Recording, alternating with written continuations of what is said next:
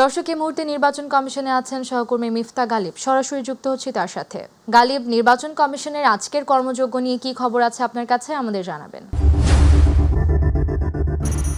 আমরা সকাল সকাল 11:15টায় আসলে প্রধান নির্বাচন কমিশনার এম এম নাসির উদ্দিনের সঙ্গে আহ, 4জন ইসি এবং বেশ কয়েকজন ইসি সচিব সহ নির্বাচন কমিশন সংশ্লিষ্ট সবার সাথে আসলে সকালে 11:15টার দিকে মিটিং বসে প্রধান নির্বাচন commission M M Nasir Uddin.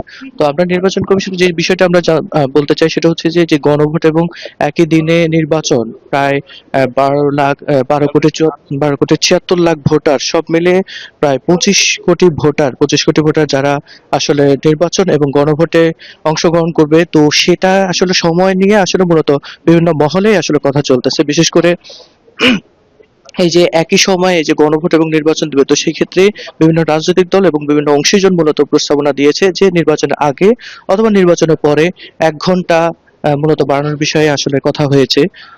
তো এছাড়া যে বিষয়টি এখন পর্যন্ত নির্বাচন কমিশনের যে মিটিং চলতেছে এই জন্য আমাদেরকে এখন পর্যন্ত আপডেট জানানো হয়নি।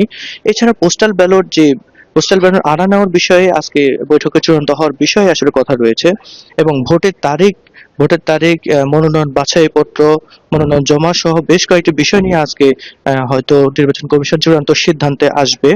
তো আসলে প্রথা অনুযায়ী রাষ্ট্রপতির কাছে আগামী 10 ডিসেম্বর মূলত প্রধান নির্বাচন কমিশনার এম এম নাসির উদ্দিনের নেতৃত্বে একটি প্রতিনিধি দল রাষ্ট্রপতির সাথে নির্বাচনের সার্বিক পরিস্থিতি নিয়ে মূলত কথা বলবেন। কথা বলার পর হয়তো দ্বিতীয় সপ্তাহে তফসিল ঘোষণার বিষয়ে এখন পর্যন্ত নির্বাচন কমিশন অটল আছে। তবে বিভিন্ন পক্ষ, এনসিপি, বিএনপি সহ বিভিন্ন পক্ষ, রাজনৈতিক পক্ষ মূলত নির্বাচন পেছানোর বিষয় বা তফসিল পেছানোর বিষয় মূলত একটা প্রস্তাবনা তাদের আছে, কিন্তু নির্বাচন কমিশন তারা এখন পর্যন্ত দ্বিতীয় সপ্তাহে তফসিল ঘোষণার বিষয়ে তারা সিদ্ধান্তে অটল আছে। আমাতুল। গালিব, আপনাকে ধন্যবাদ। দর্শক, নির্বাচন কমিশন থেকে সরাসরি যুক্ত ছিলেন সহকর্মী মিফতা গালিব।